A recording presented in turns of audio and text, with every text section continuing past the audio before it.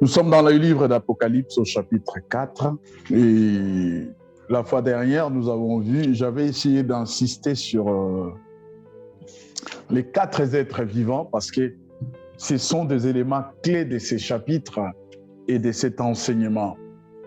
Donc, nous lisons d'abord le livre d'Apocalypse au chapitre 4.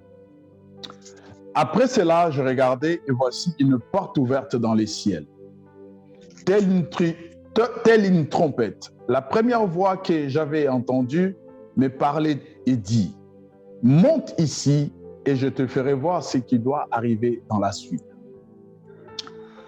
Aussitôt, je fus ravi en esprit et voici qu'il y avait un trône dans les ciels et sur ce trône, quelqu'un était assis. Celui qui était assis avait l'aspect d'une pierre de jaspe et de sardoine. Et le trône était environné d'un arc-en-ciel qui avait l'aspect de l'émeraude. Autour du trône, il y avait 24 trônes. Et sur ce trône, 24 anciens assis, vêtus de vêtements blancs et sur leurs têtes de couronnes d'or. Du trône sortaient des éclairs, des voix et des tonneurs. Devant le trône brûlaient 7 lampes ardentes qui sont les 7 esprits de Dieu. Devant le trône, c'est comme un mer de verre semblable à du cristal au milieu du trône et tout autour du trône, 4 êtres vivants remplis d'eux devant et derrière. Le premier être vivant était semblable à un lion. Le deuxième être vivant est semblable à un veau. Le troisième être vivant a comme un visage d'homme. Et le quatrième être vivant est semblable à un aigle en plein vol. Les 4 êtres vivants ont chacun 6 ailes et ils sont remplis d'eux tout autour et au-dedans. Et ils ne cessent de dire jour et nuit, Saint, Saint, Saint est le Seigneur, Dieu le Tout-Puissant, qui était, qui est et qui vient. Et quand les êtres vivants rendront gloire, honneur, action de grâce à celui qui est assis sur le trône, à celui qui vit au siècle des siècles, les 24 anciens se prosternent devant celui qui est assis sur le trône. Ils adoreront celui qui vit au siècle des siècles et ils jetteront leur couronne devant le trône en disant, « Tu es digne, notre Seigneur et notre Dieu, de recevoir la gloire, l'honneur et la puissance, car tu as créé toutes choses et c'est par ta volonté qu'elle existe et qu'elle fut créée. » Amen. Bien-aimés, les dimanches derniers, comme je le disais, nous avons essayé d'insister surtout sur les 4 êtres vivants. Et ce matin, par la grâce de Dieu, nous allons essayer d'expliquer et de transmettre ce que le Saint-Esprit nous met à cœur. Seulement, bien-aimés, des fois, comprendre la prophétie, ce n'est pas facile, ça peut prendre du temps. Mais le plus important est de chercher à la comprendre. Comme Habakkuk dit, la prophétie, même si elle tarde à s'accomplir, attends-la. Et pour attendre une prophétie, il faut d'abord entendre cela et il faut essayer de comprendre la prophétie pour avoir un bon aperçu de choses. Il faudrait déjà, lorsqu'on nous dit une prophétie, je parle de la prophétie, je ne parle pas d'une parole de connaissance, parce que très souvent, nous avons confondu la parole de connaissance et la prophétie. En fait, la prophétie, ce n'est pas la parole de connaissance. Dieu, qu'est-ce que Dieu dit à Jean? Il dit, monte ici et je te ferai voir ce qui doit arriver dans la suite. Nous voyons que la prophétie a pour but d'instruire, d'avertir, de réconforter, de confirmer ou d'affirmer quelque chose. Et la parole de connaissance aussi peut avoir la même connotation, mais ça n'a pas le même sens. Un prophète peut donner la parole de connaissance, mais une personne aussi qui a le don de parole de connaissance peut donner une prophétie dans le cadre des dons, mais pas dans le cadre du ministère. Donc, comprenons. Donc, voilà pourquoi des fois nous avons confondu, lorsque quelqu'un il donne une parole de connaissance, nous l'avons pris pour un prophète. Et la prophétie n'est pas seulement, ici nous ne voyons pas Jean en train de dire une parole ou comme ça se fait dans nos églises, quelqu'un qui s'élève ou quelqu'un qui entre en transe et commence à se transmettre les choses. Non, ici Jean est en train de parler comme moi je suis en train de vous le dire. Le Saint-Esprit est en train de parler comme dans une prédication, comme dans une exhortation, dans un partage. Il parle, il ne communique pas comme quelqu'un qui est en extase. Non, il parle. Voilà.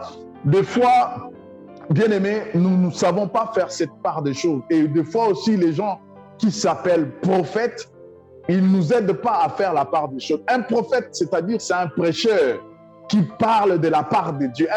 Un prophète, c'est celui qui sonde le cœur de Dieu.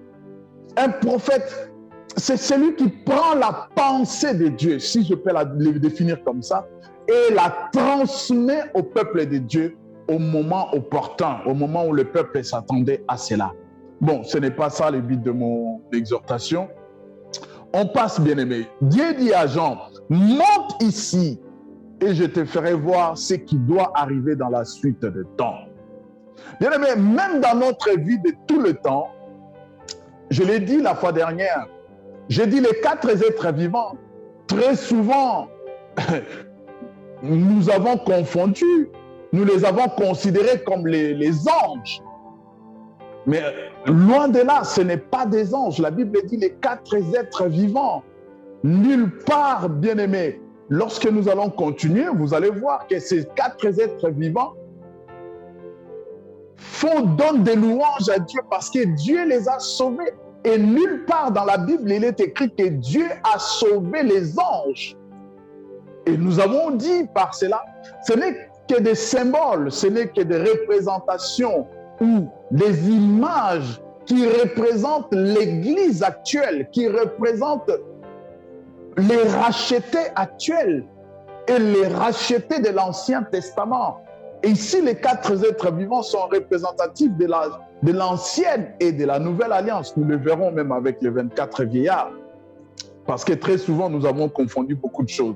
Aussitôt, je fus ravi en esprit et voici qu'il y avait un trône dans les ciels et sur le trône, quelqu'un était assis. Celui qui était assis avait l'aspect d'une pierre de jaspe et de sardoine et le trône était environné d'un arc-en-ciel qui avait l'aspect de l'émeraude. Bien-aimés, ici, il ne s'agit pas de la première porte qui s'ouvre. La première porte qui s'ouvre au témoignage de l'Église, ni de la porte à laquelle Jésus-Christ frappe pour qu'on les laisse entrer. Il ne s'agit pas de cette porte. Il s'agit d'une autre porte que celle à laquelle Jésus frappe, qui est notre cœur, pour qu'il rentre. Là, c'est une porte qui est dans les ciels. Et Jean voit cette porte ouverte. Et nous savons qu'il y a 5 plus grandes ouvertures dans les livres d'Apocalypse ou dans la Bible. Lorsque nous lisons, il y a 5 plus grandes. Bon, ça c'est ce que moi j'ai constaté, ce que j'ai remarqué, mais je pense que c'est le cas de beaucoup de personnes.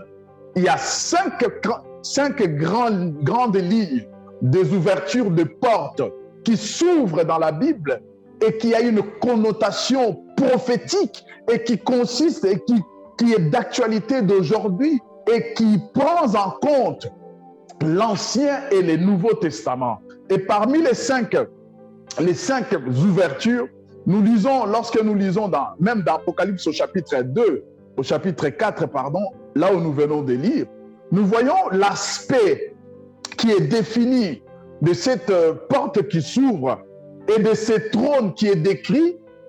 Nous voyons l'aspect d'un juge. Cette ouverture a une connotation du jugement.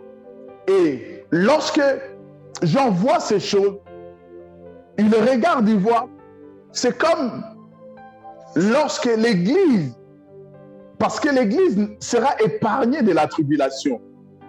Et l'Église, du coup, il se retrouve comme dans l'enlèvement de l'Église et l'intronisation des juges. Du coup, Jésus se présente devant son peuple comme étant juge.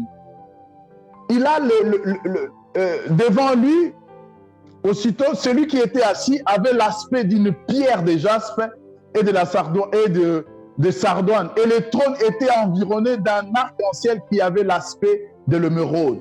Nous voyons, ça c'est l'aspect, ça c'est la divinité de Christ lui-même. C'est la divinité de Jésus. Je vais essayer. Les jaspes, c'est quoi? Les jaspes évoquent juste la gloire resplendissante de Dieu, la gloire resplendissante de Christ. C'est son aspect. Et la sardoine rappelle le rouge ardent du rubis, symbolise l'ardeur du feu du jugement. Nous pouvons les lire dans Exode 28, à partir du 17e verset.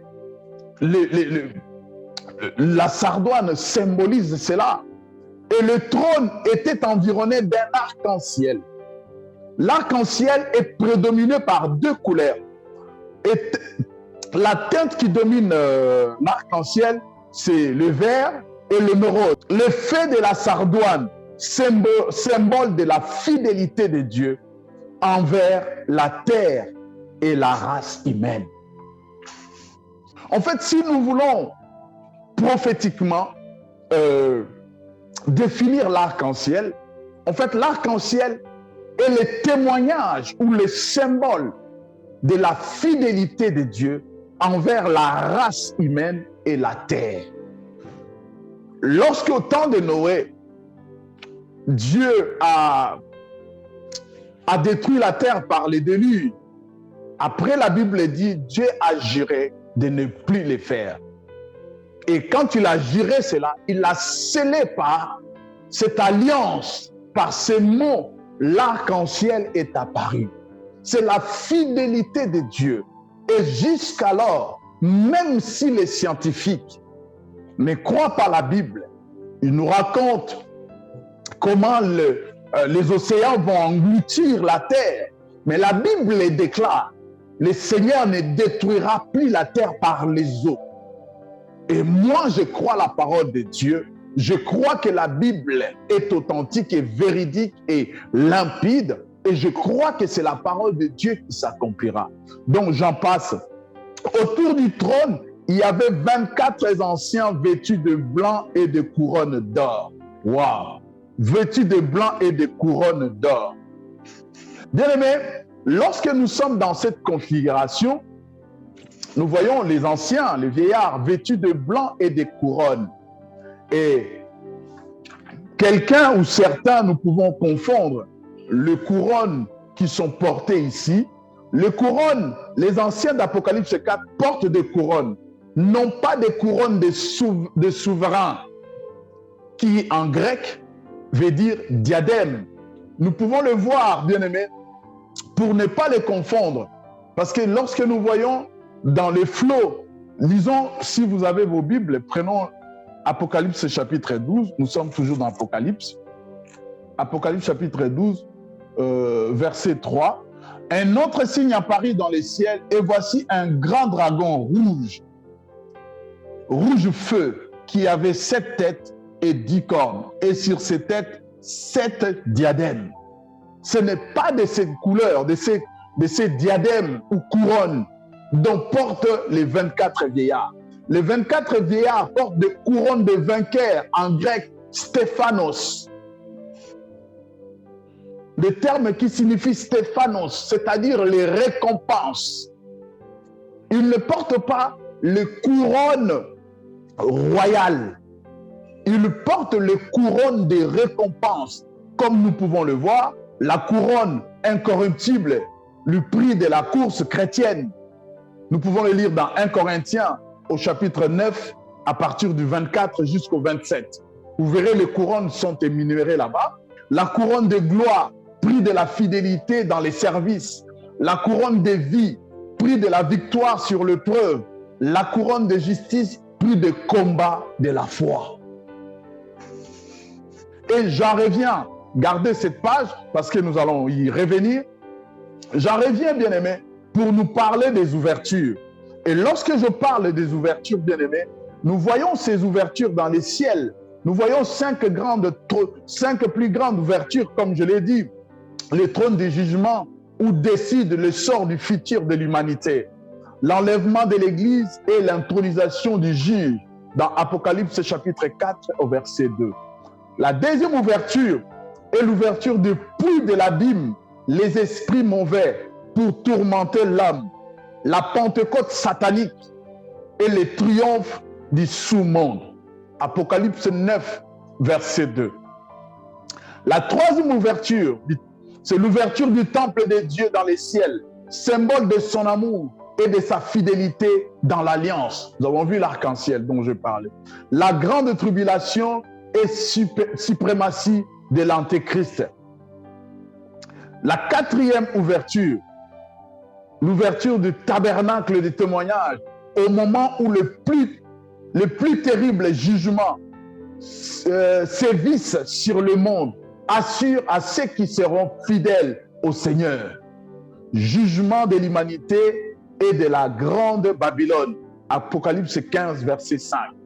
Pour l'ouverture du tabernacle, je l'avais dit, pardon, pour l'ouverture des temples de Dieu où les ciels son amour, pour manifester son amour, je l'avais dit, c'est Apocalypse 11, 19. Et la cinquième ouverture, c'est lorsque le ciel s'ouvrira comme le seul chemin de gloire pour le retour de Jésus, pour l'avènement de Jésus et de son armée. L'avènement de Jésus et son retour en gloire. Apocalypse 19, verset 21. Nous pouvons rapidement lire ces versets pour nous donner un peu une idée. Je vais lire, surtout je vais essayer pour continuer dans mon idée, je vais lire Apocalypse 19, nous sommes toujours dans le livre d'Apocalypse, Apocalypse 19 au verset 11. Qu'est-ce que la Bible dit? La Bible dit ceci: « Puis j'ai vu les ciels ouverts, et voici un cheval blanc. Celui qui l'est monté s'appelait Fidèle et Véritable. Il est juge et combat avec justice. » Ça, c'est la victoire de Christ. Ça, c'est le retour de Jésus lorsqu'il reviendra chercher son Église, lorsqu'il viendra pour enlever son Église, et l'Église sera épargnée de la grande tribulation. Oui, bien-aimés, ces cinq grandes ouvertures nous amènent aujourd'hui à ce que nous avons dit lorsque nous avons essayé de parler de l'Église, lorsque nous avons essayé de parler de l'Église ou de nous chrétiens. Bien aimés, nous savons, entre les chapitres 3 et les chapitres 4, l'Apocalypse, les passages se transforment à une vision nouvelle. Se transforment à une vision nouvelle qui s'impose jusqu'à l'Église militante, c'est-à-dire l'Église qui est conforme à la parole, l'Église qui craint le Seigneur, l'Église qui a Jésus au centre, l'Église qui a la mission de Jésus comme mobile, comme motivation. Pardon. Comme motivation. Et cette Église qui cherche à remplir sa mission sur la terre. Et cette Église sera enlevée au ciel. Et cette Église sera aux côtés de Jésus avec qui elle reviendra sur la terre pour régner. La Bible dit, nous régnerons avec lui. Et pour que nous puissions régner, d'abord, le Seigneur viendra nous prendre. Nous serons dans les airs.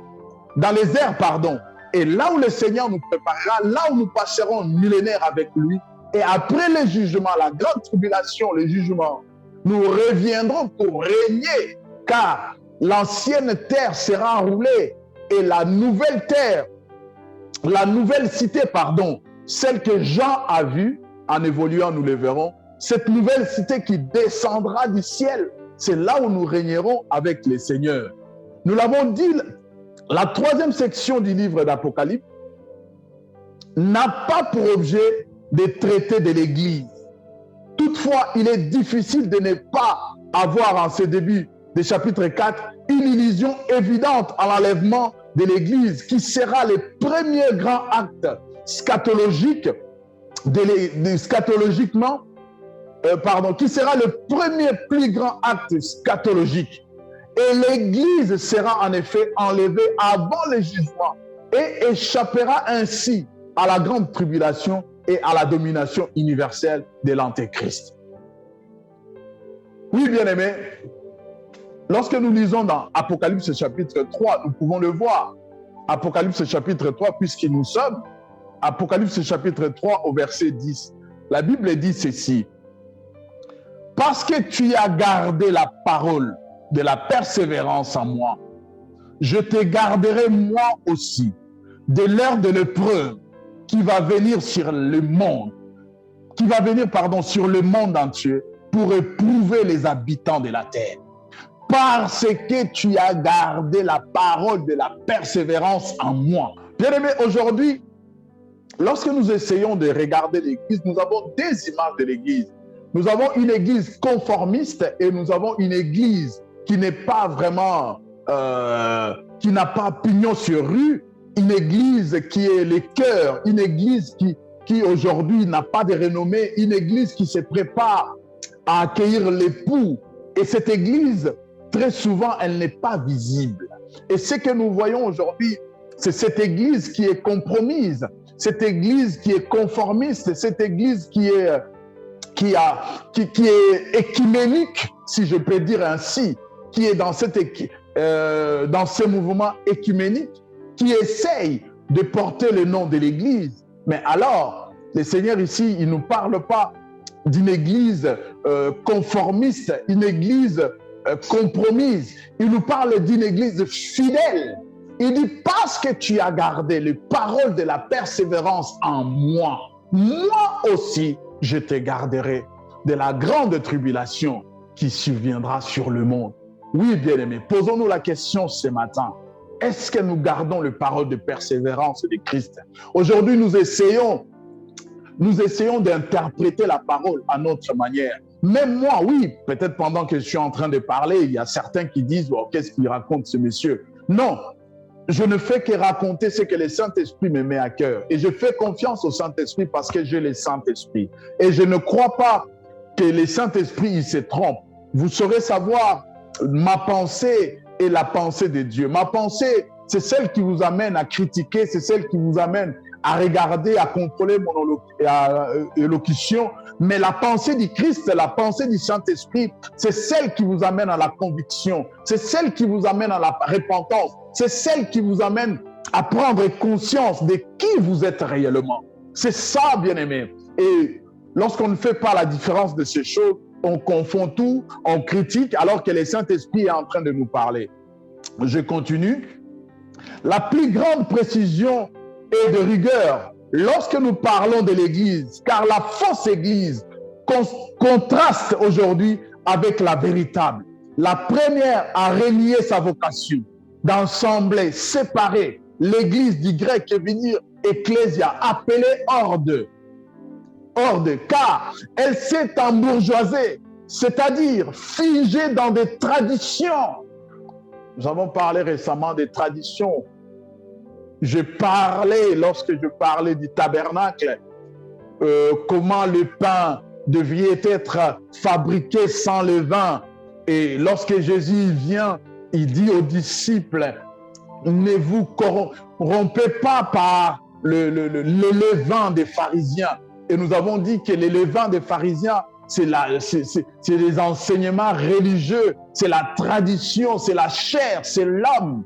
Et la Bible dit, dans mon exposé, je dis que cette église que nous voyons, cette église, la grande Babylone, cette église qui aujourd'hui se compromette dans des traditions, elle a renié sa vocation. Elle n'est plus dans cette configuration, dans cette définition de l'église qui est une assemblée d'appeler hors d'eux. Aujourd'hui, lorsque nous regardons dans le monde, on ne saura pas faire la distinction entre l'Église et le monde. Nous sommes tellement confondus. Quelqu'un me dit, mais nous sommes dans le monde, nous devrions vivre dans le monde. Oui, mais le Seigneur a dit que vous êtes dans le monde, mais vous n'êtes pas dans le monde. C'est ça la différence. Le Seigneur attend de nous de faire cette différence, d'être dans le monde, de vivre dans le monde et de ne pas être de ce monde. Bien aimé, notre espérance est spirituelle, notre espérance est céleste, notre espérance est divine. Nous vivons dans ce monde en espérant le ciel. Nous ne vivons pas dans ce monde parce que, bon, nous voulons mourir et rester éternellement dans ce monde. Non, bien-aimé, tout enfant de Dieu doit s'animer de cette pensée, comme quoi nous sommes pèlerins, nous vivons dans ce monde pendant un temps, mais notre destinée, notre destination finale, ce n'est pas ce monde. Notre Père nous attend quelque part. Il est assis sur le trône.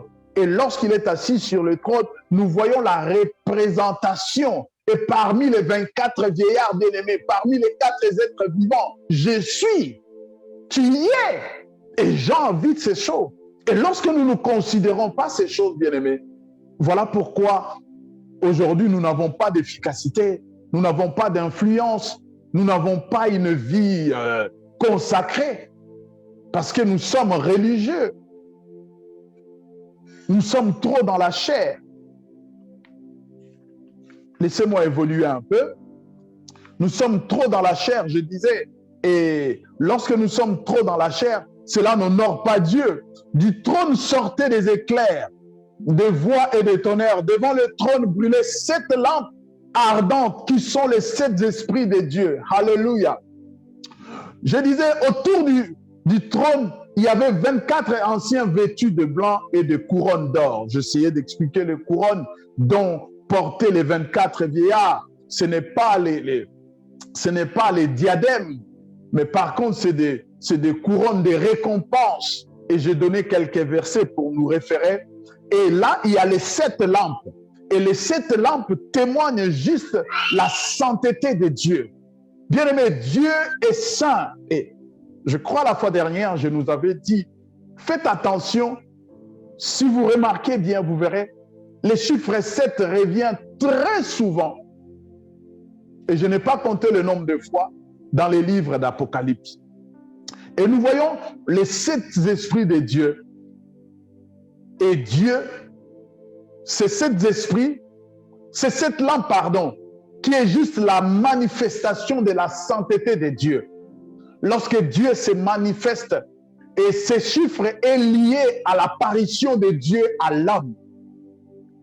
Et j'aimerais bien que nous puissions voir cela rapidement dans Exode chapitre 3 au verset 2. Gardez Apocalypse.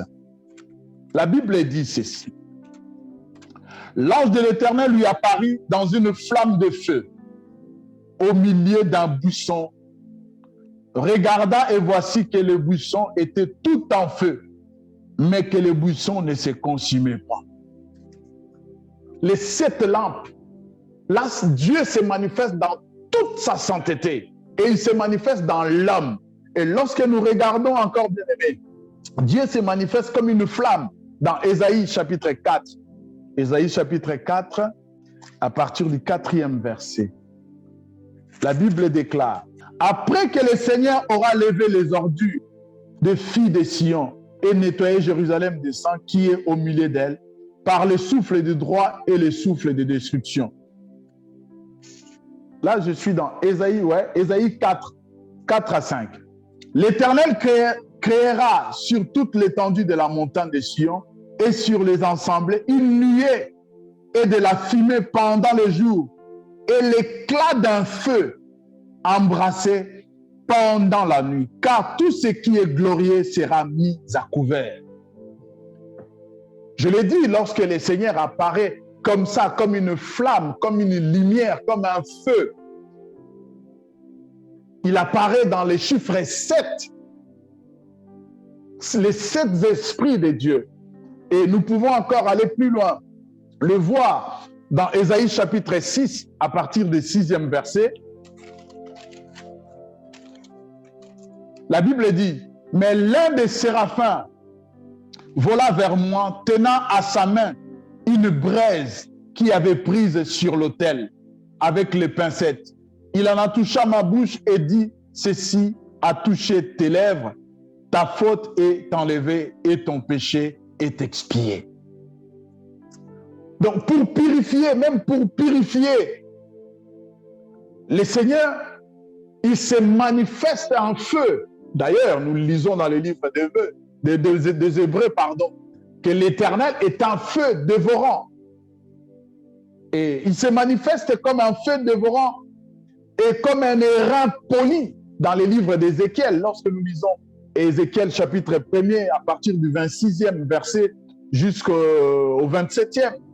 Ézéchiel 1er, 26 à 27. Je vais lire rapidement la parole de Dieu.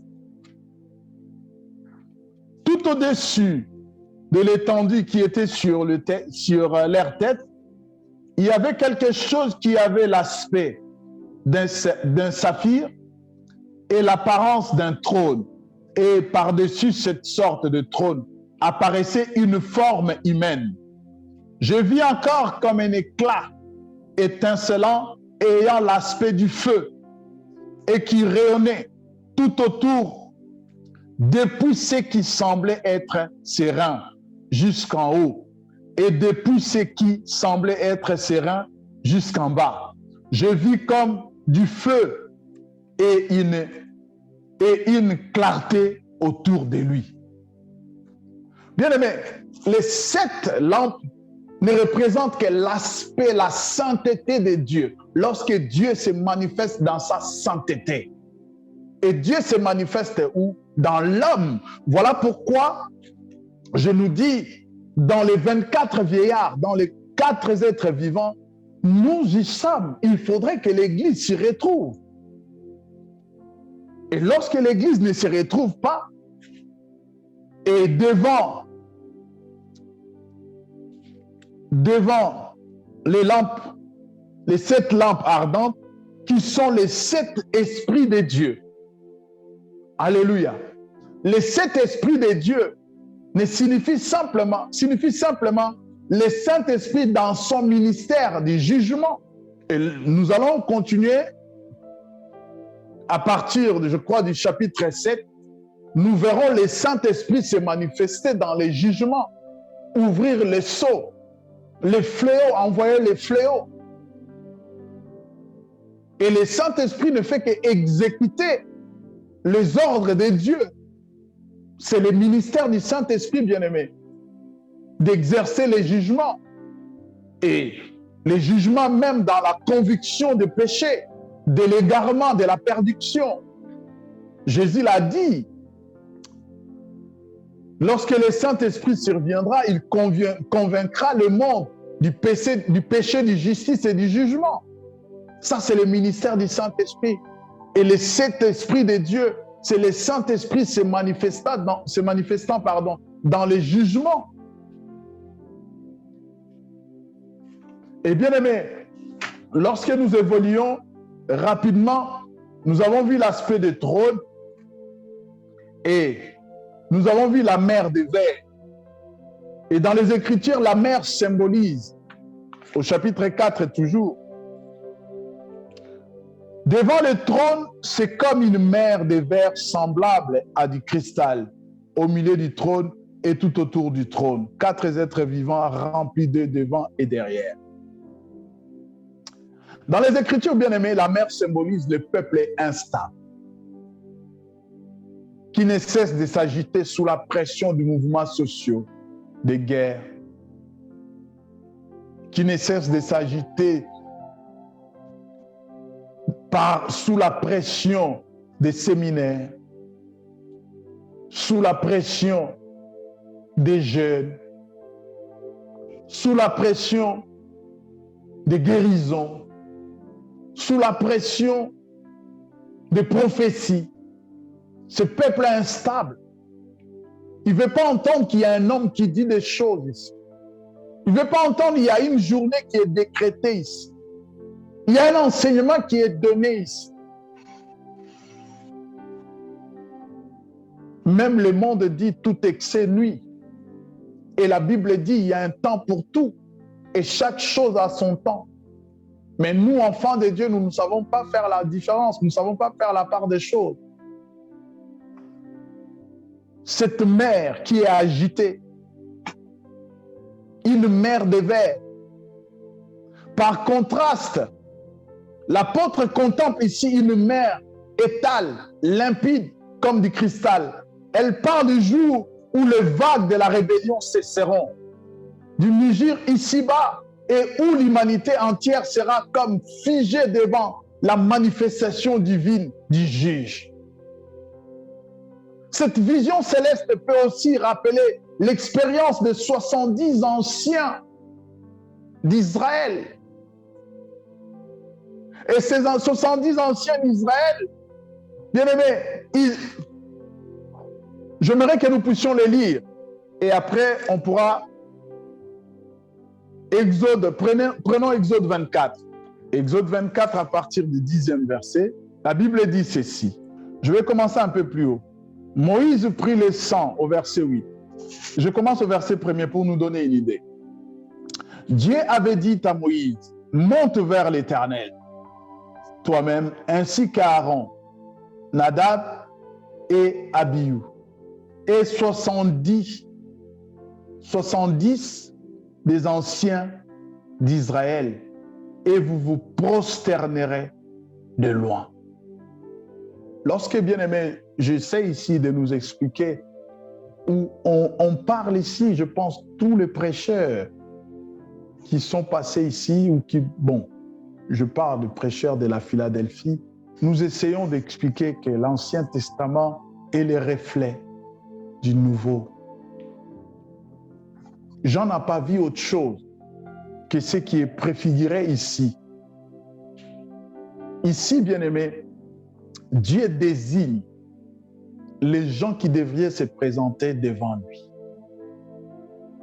Et parmi ces gens, il y a Aaron, il y a Nadab, Abihu et 70 des anciens d'Israël. Pourquoi 70? C'est le choix de Dieu. Dieu a choisi les 24.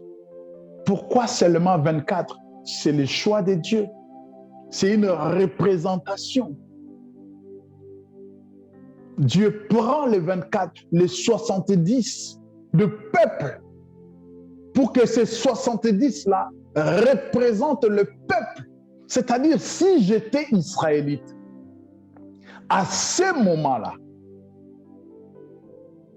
avec Moïse, Aaron, Nadab et Abihu, même si j'étais chez moi, mais mon esprit était représenté à partir du verset 9, pardon. Moïse monta avec Aaron, Nadab, Abihu et 70 des anciens d'Israël.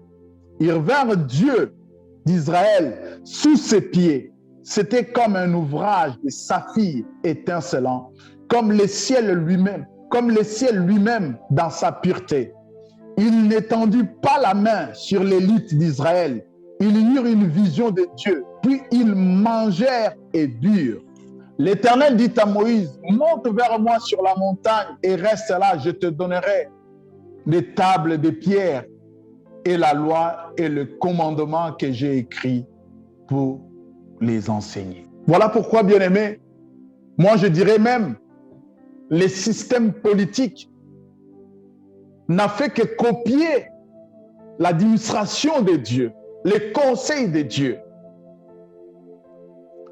Le peuple s'est fait représenter par 70 anciens. Et ici, nous allons faire la différence en évoluant.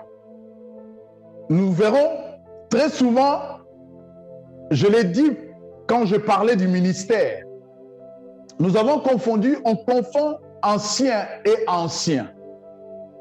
Je vais m'expliquer. Donc, je disais, bien-aimé, comme Dieu a choisi les 70, il a choisi des représentations. Aujourd'hui aussi, le peuple envoie des députés et des sénateurs dans des assemblées pour les représenter. Mais le peuple ne siège pas. Ils envoient juste un représentant pour apporter leurs soucis au niveau de l'assemblée. Et c'est pareil, bien-aimé. Lorsque nous voyons les 24 vieillards, nous voyons les 4 êtres vivants, je l'ai dit, Nous sommes représentés. L'Église est représentée, bien-aimés. Ne restons pas seulement dans les superficiels. Cherchons, bien-aimés, à comprendre la pensée. Pourquoi seulement les 24? Pourquoi pas 70 comme dans l'Ancien Testament? C'est la volonté souveraine de Dieu. Dieu parle par des chiffres et des chiffres ont un sens devant Dieu. Et nous savons, bien-aimés, je l'ai dit, lorsque nous remarquons dans ces livres d'Apocalypse, les chiffres 7 reviennent très souvent. Très souvent. Pourquoi? Les chiffres 7, même dans la sophronie, comment on appelle la science des chiffres, Bon, excusez-moi, j'ai oublié. Les chiffres 7, c'est les chiffres de l'âme. C'est les chiffres de l'âme. Les chiffres de repos. Quand Dieu a créé l'homme, le 7e jour, il s'est reposé. Et la Bible dit, il nous fait entrer dans son repos. Et à partir de là, bien-aimé, j'avais expliqué, à partir du verset 7, je l'avais expliqué les dimanches derniers, bien-aimé. Et à partir de là, nous voyons les éléments, avant même d'y arriver là-bas, bien-aimé. Nous voyons que devant la majesté du Tout-Puissant, les 70 anciens d'Israël auraient pu être terrassés. Ils ont pu, au contraire, contempler comme dans un miroir la gloire divine et le Seigneur les a épargnés. Ici encore, bien-aimés, les textes d'Apocalypse s'éclaircissent. Si nous poursuivons l'analogie avec l'Ancien Testament, Dieu n'a pas frappé l'élite d'Israël lorsque ces 70 anciens contemplaient la gloire divine reflétée dans un ouvrage de saphir transparent. Dieu n'attendra pas non plus la main sur la multitude de ses rachetés au jour de sa vengeance. Nous allons le voir. Ces rachetés sont représentés ici par les 24 vieillards. Ils ne pourront donc être atteints par le courroux divin parce qu'ils ont été sauvés par le sang de Christ. C'est que les Écritures d'ailleurs affirment, ils ont la vie éternelle et ne viendront point en jugement, mais ils sont passés de la mort à la vie. Dans cette représentation, nous voyons les 24 vieillards. Ce n'est pas des anges, c'est les 24 vieillards. C'est-à-dire, Dieu est en train de montrer à Jean à peu près l'organisation céleste. Lorsque la Bible parle de 24 vieillards, ces 24 vieillards représentent l'ancienne alliance et la nouvelle alliance. Et les 4 êtres vivants représentent les manifestations, les éléments et la vie de l'Église. Les caractéristiques de l'Église est représentée par les 4 êtres vivants. Nous avons parlé de lion, la force de lion. Nous avons parlé de la gloire de lion, c'est le roi des animaux. Nous avons parlé de la force de bœuf ou de taureau. Nous avons parlé de l'agilité de l'aigle. Nous avons parlé de la face de l'homme. Et ces choses, nous avons fait référence dans l'arche de l'alliance. Et bien aimé, la raison pour laquelle sur l'autel du sacrifice, il y avait 12 pains, et la Bible dit les 12 pains avaient le même poids, la même forme. Bien aimé, la Bible dit Dieu ne fait exception de personne. Chez Dieu, il n'y a pas de favoritisme. La vie de l'Église doit se résumer dans la simplicité, dans l'unité, dans la pureté, dans l'amour. Et le pain était identique.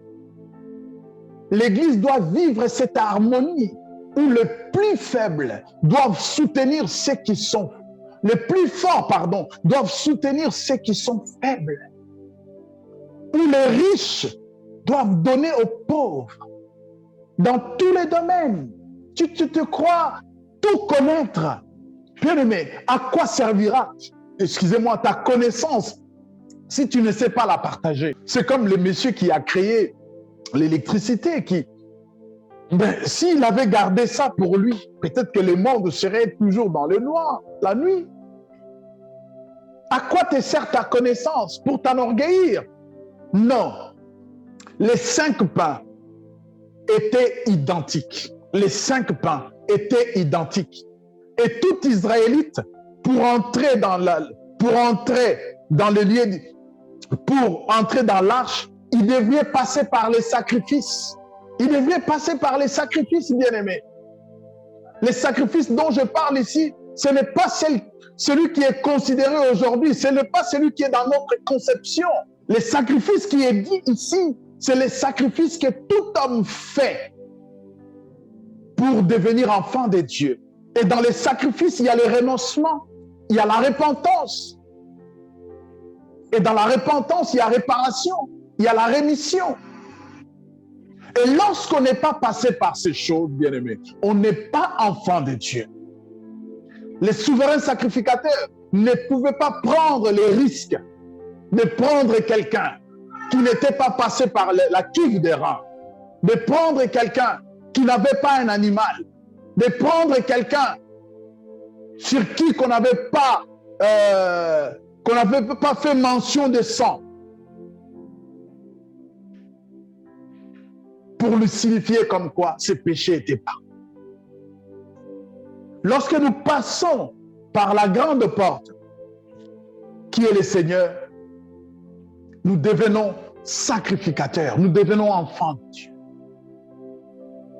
Et bien aimé, nous avons parlé des caractéristiques de ces animaux que nous avons essayé de voir ensemble.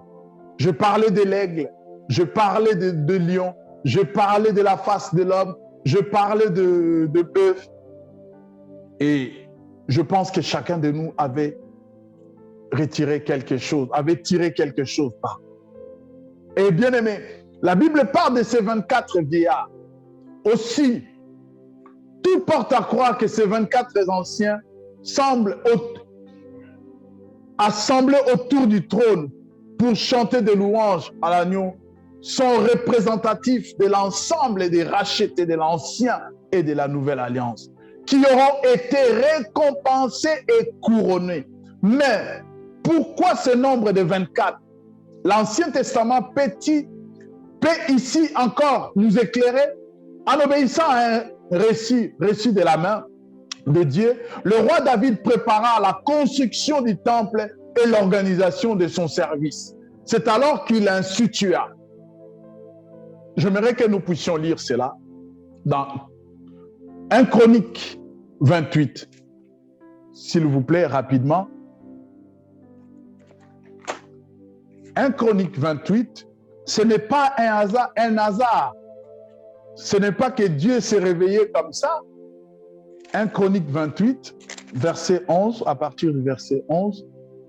David donna à son fils Salomon le plan du vestibule et des bâtiments des chambres du trésor, des chambres hautes, des salles intérieures et de la pièce du propitiatoire. Il lui donna le plan de tout ce qu'il y avait dans l'esprit, touchant les parvis de la maison de l'Éternel et toutes les chambres de l'enceinte pour le trésor de la maison de Dieu et les trésors des choses saintes. Et touchant les classes des sacrificateurs, des Lévites, tout ce qui concernait les fonctions, tout ce qui concernait les fonctions du service de la maison de l'Éternel. Et tous les objets pour ce service, pour le service de la maison de l'Éternel, il indiqua pour l'or le poids de ce qui devait être d'or, c'est-à-dire de tous les objets détentés à chaque service, et pour tous les objets d'argent, le poids de tous ces objets destinés à chaque service. Au verset 19, c'est par un écrit de sa main que l'Éternel m'a donné de comprendre tout cela, tout ce qu'il faut faire selon les modèles. 1 Chronique 24. 1 Chronique 24, 1 à 19.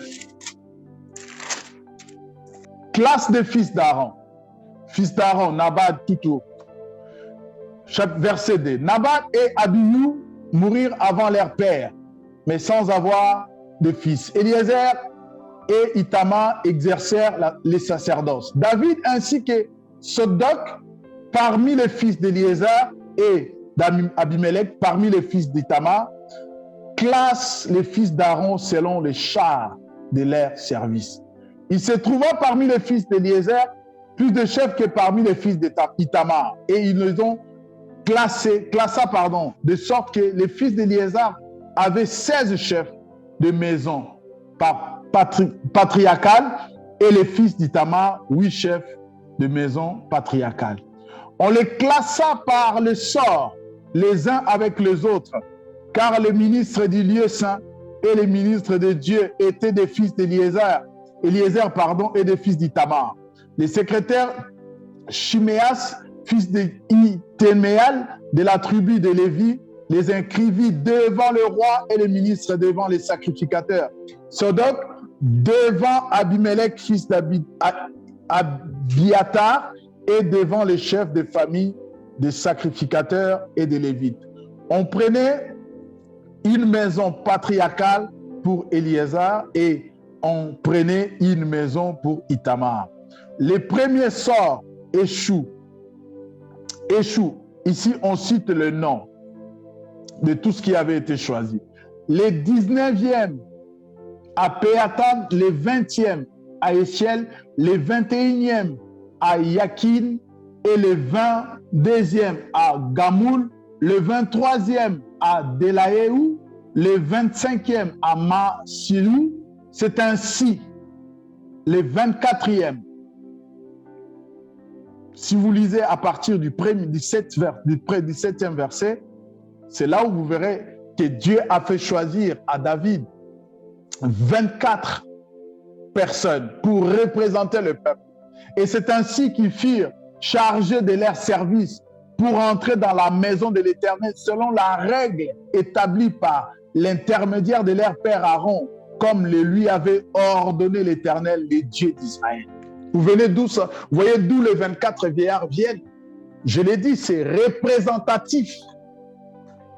Ils sont représentatifs. David l'a fait.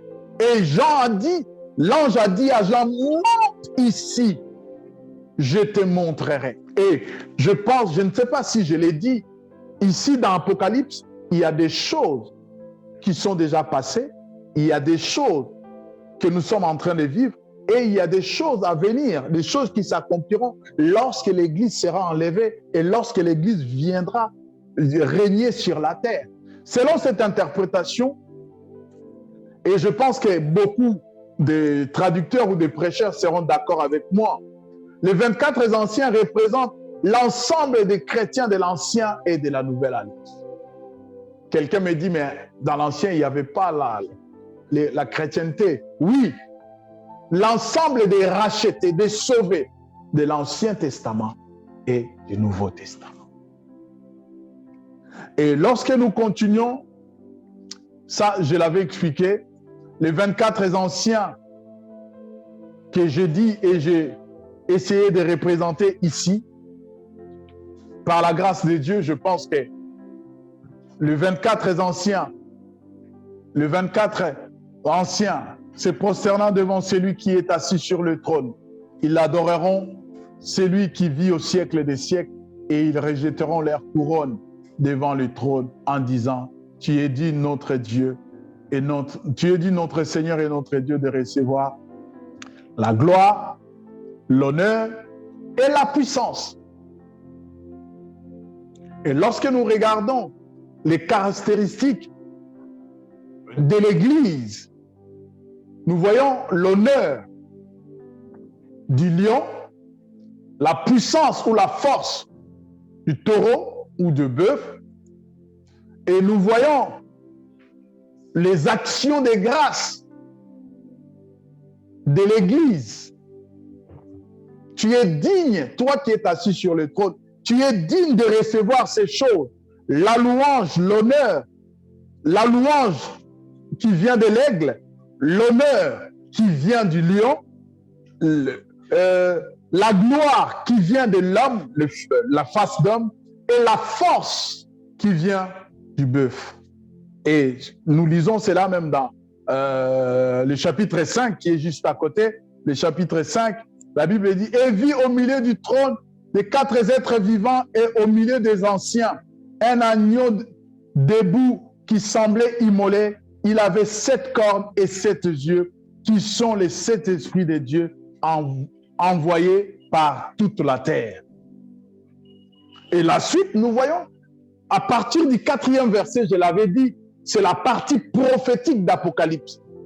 Et nous allons voir les éléments qui vont se répéter. Et si vraiment vous avez des questions, s'il vous plaît, appelez-moi en aparté, appelez-moi après la prédication ou dans la semaine pour essayer que nous puissions comprendre, pour que nous puissions comprendre quelque chose. Ou si vous avez des questions, posez-les dans les commentaires. J'essaierai de revenir de temps en temps pour répondre. Et si nous n'avons pas compris le chapitre 4, bien aimé, je vais juste résumer rapidement la mer des vers et l'aspect de la sainteté des rachetés. Et les 6 ailes qu'ont les 4 êtres vivants, c'est la force, cela fait la force et la vitesse du déplacement de l'aigle ou des anges ou des oiseaux si vous voulez. Mais cela, c'est les chiffres de l'homme. Les chiffres de l'homme, l'homme a été créé le 6e jour. C'est l'aspect de l'homme. Et lorsque nous sommes dans la présence de Dieu, nous avons tous ces éléments. Cela nous donne à nous consacrer et surtout à être concentrés à notre appel et à notre vocation. Bien-aimés, les 4 principaux yeux de Dieu, c'est les 4 piliers que nous voyons dans le livre des Actes des Apôtres au chapitre 2 à partir du 42e verset. Les enseignements des apôtres, la communion fraternelle, la fraction de pain et la prière. Si l'Église ne vit pas ces 4 choses, l'Église ne vivait pas des choses. L'Église ne vivait pas que la prière et la fraction de pain. L'Église vivait aussi la communion fraternelle. L'Église vivait aussi la prière. L'Église ne vivait pas seulement dans la prière et dans la fraction de pain. L'Église ne vivait pas seulement dans la fraction de pain et les enseignements des apôtres. Équilibre. Il faut que tout soit équilibré. Nous devrions ici, bien-aimés, nous efforcer, en tant qu'Église, tant qu'enfants de Dieu, que ces 4 choses soient en nous et soient dans l'Église de Jésus. Lorsque nous décrétons les jours de prière, faisons-nous violence. Lorsque nous décrétons les jours des enseignements, faisons-nous violence. Lorsque nous décrétons des journées de communion fraternelle, faisons-nous violence aussi. J'ai une chose que je l'ai dit, bientôt il faudrait que nous commencions à célébrer la Sainte Seine. Ce n'est pas normal. Les 4 êtres vivants, bien-aimés, c'est l'aspect de l'Église. L'aspect de l'Église. Ici, il ne s'agit pas d'anges. Sinon, dites-moi, quels sont ces 4 êtres vivants qui adorent Dieu? Quels sont ces 24 vieillards qui adorent Dieu?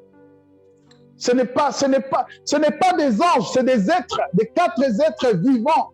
Les 24 vieillards qui se prosternent. Je jette ma couronne de gloire. Je jette ma couronne de foi. Je me vois rien. Les 4 êtres vivants, ce n'est pas des anges. C'est l'Église du Seigneur. Seigneur, bénis ta parole. Nous te disons merci. Donne-nous la force de nous conformer, Seigneur,